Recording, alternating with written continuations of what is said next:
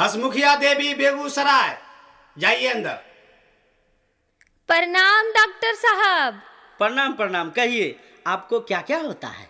अरे मुझे कुछ नहीं होता है, ये रुसना बहुत रोता है। अरे आप खाना में क्या क्या खाते हैं?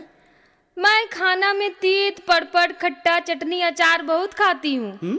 ये सब चीज खाइएगा तो दूध सूख जाएगा, कुछ दिन परहेज करिए। अरे हमसे परहेजी तो नहीं होगा, भले डिब्बा वाला दूध लिख दीजिए।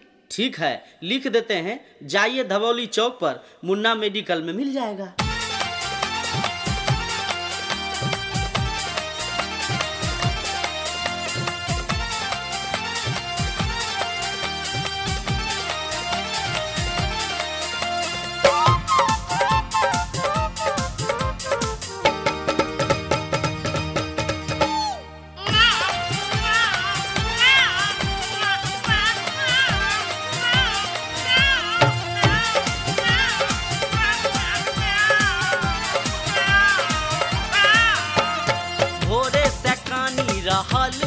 छौरा भोरे से कानी रहल छै छौरा, तनियो नहीं माया हे आबै छ तोरा, तनियो नहीं माया हे आबै छ तोरा, अभियो ते गोदी उठाई लहो हे रुसना के मम्मी चुसना धराई दहो, चुसना चुसना हे रुसना के मम्मी चुसना धराई दहो।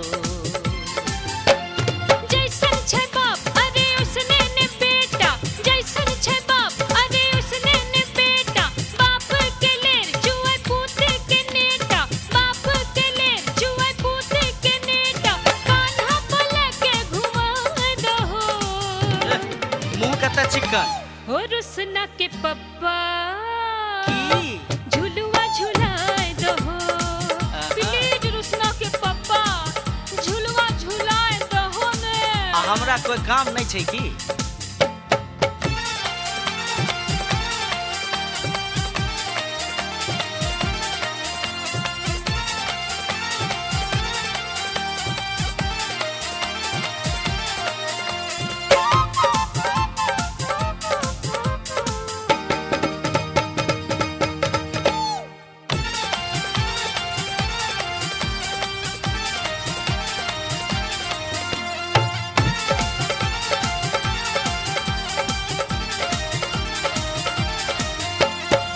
जितने तो जिद्दी छहो उतने तो कठोर है, कानैत कानैत मोर सुग्गा के सूख गेलै ठोर है,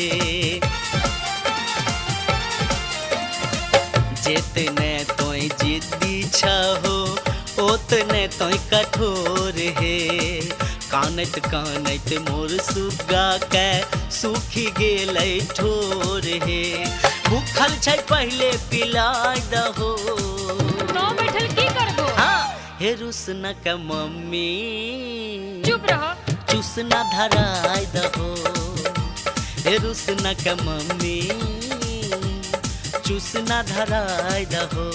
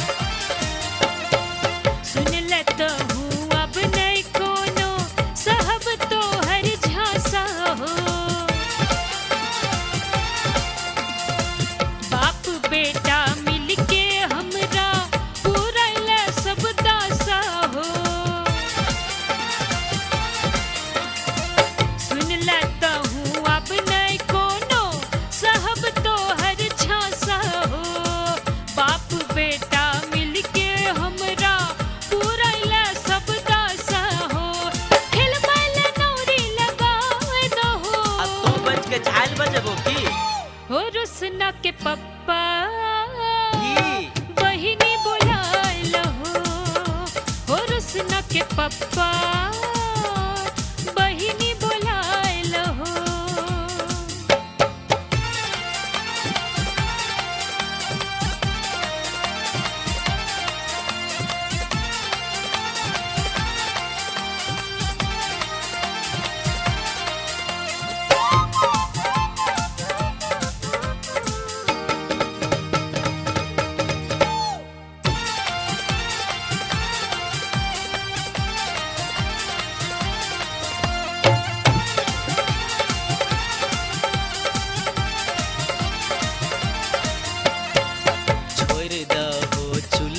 पहले एकरा तो संभार है दांत कीची मुक्का मत माथा में तो मार है। सुन ले छोड़ा सब काम। हाँ छोड़ दहो चूल्हा पहले एकरा तो संभार है दांत कीची मुक्का मत माथा में तो मार है। जड़ गेल रोटी त जाय दहो त खई हो न सोपारी। हे रुसना का मम्मी चूसना धराय दहो। हे रुसना का मम्मी चूसना धराय दहो।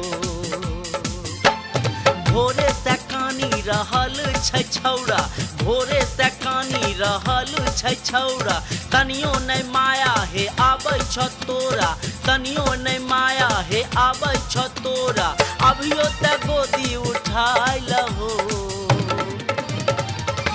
हे रुसना का मम्मी चूसना धराय दहो। हे रुसना का मम्मी चूसना धराय दहो। जैसन छै बाप अरे उसने ने बेटा जैसन छै बाप अरे उसने ने बेटा बाप के ले जुए पूते के नेटा बाप के ले जुए पूते के नेटा कान्हा पले के घुमाए दो। घुमैने घुरबै कैसेट के कहितो हो रुसना के पप्पा झुलुआ झुलाए दो। आ बेटा आ हो रुसना के पप्पा हो झुलुआ झुलाए दहो।